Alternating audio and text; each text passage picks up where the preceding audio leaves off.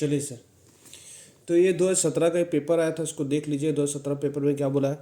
S Vardhan आपको जो दिया रेसिडेंशियल स्टेटस दिया हुआ आपको, sorry, S Vardhan resident in India आपको is employed in a public limited company दिया हुआ, he is receive net salary. Question में देखिए नेट सैलरी बोला, तो इसको आपको क्या करना पड़ेगा, इसे आपको ग्रॉस करना पड़ेगा। तो ग्रॉस कैसे होगा देख लीजिए।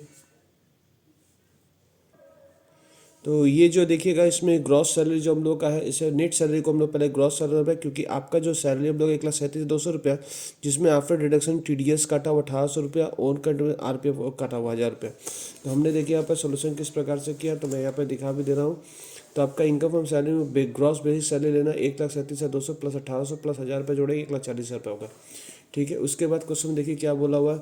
तो हम लोग का ग्रॉस बेसिक सैलरी आ गया। एम्प्लॉयर कंट्रीब्यूशन RPF, यहाँ पर देखो एम्प्लॉयर कंट्रीब्यूशन, यहाँ पर लाइन लिया, he is employer and equal amount to his fund, माने वो भी दे रहा है, माने एम्प्लॉय भी दे रहा है, एम्प्लॉयर भी दे रहा है, मतलब मिस्टर एस वर्धन भी दे रहा है। तो एम्प्लॉय जो देगा उसे 80C में आपको डिडक्शंस मिल जाएगा कंट्रीब्यूशन टू RPF, और एम्प्लॉयर देगा उसमें 12% सब सैलरी एग्जेम्प्ट रहता है।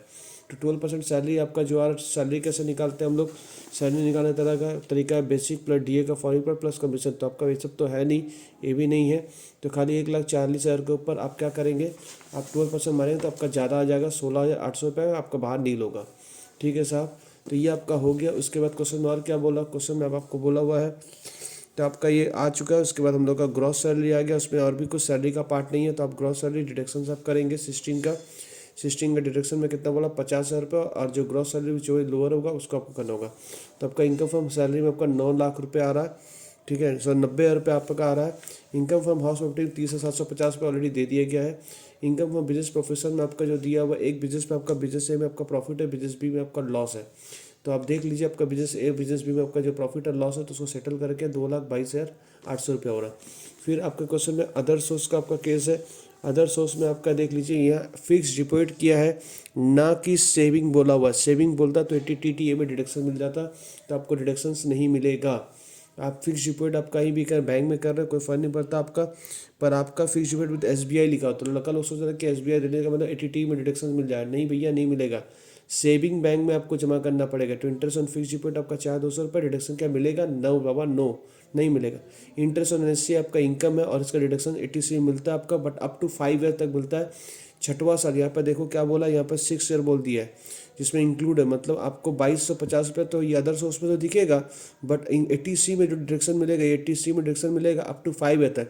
तो आपका इसमें जो इंक्लूड किया हुआ है, तो इसमें हमको 2,250 में से 1,250 माइनस करेंगे, 1,000 रुपये ही 80C में डिडक्शन खाली क्लेम मिलेगा।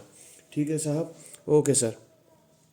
तो ये हो गया NSC का हिसाब हो गया हम लोग का। तो इनकम पूरा आ गया, ग्रॉस टोटल इनकम। उसके बाद देखो अब 80C के ऊपर क्या क्या दिया हुआ है, क्वेश्चन पहले पढ़ लीजिए, क्वेश्चन में क्या क्या दिया हुआ है।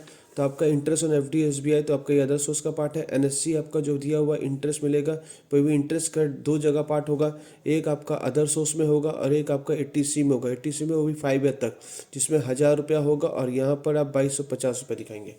ठीक है, तो मैंने वैसे ही दिखाया हूँ, देख लीजिए 2,250 रुपये मैंने यहाँ दिखाया, और 80C मैंने देखो यहाँ पर 1,000 काम किया।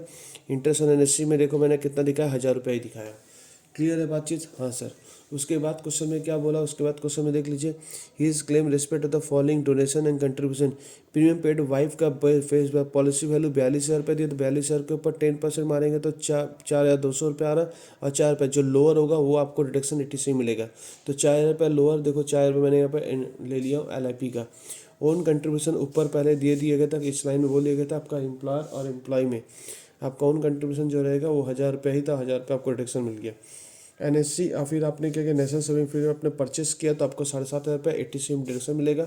इंटरेस्ट ऑन NSC में आपको 1,000 रुपये मिला, कुल मिला के 13,500 रुपये। फिर आपको TG में आपको 3,000 रुपये का मिला, 3,000 रुपये TG में डिडक्शन 100% मिलेगा, 16,500 रुपये, 3,33,500 रुपये। ये तो हम लोग का नेट इनकम आ गया। उसके बाद क्वेश्चन में यहाँ पर बोला गया था नेट इनकम भी निकालिए और टैक्स लायबिलिटी भी निकालिए।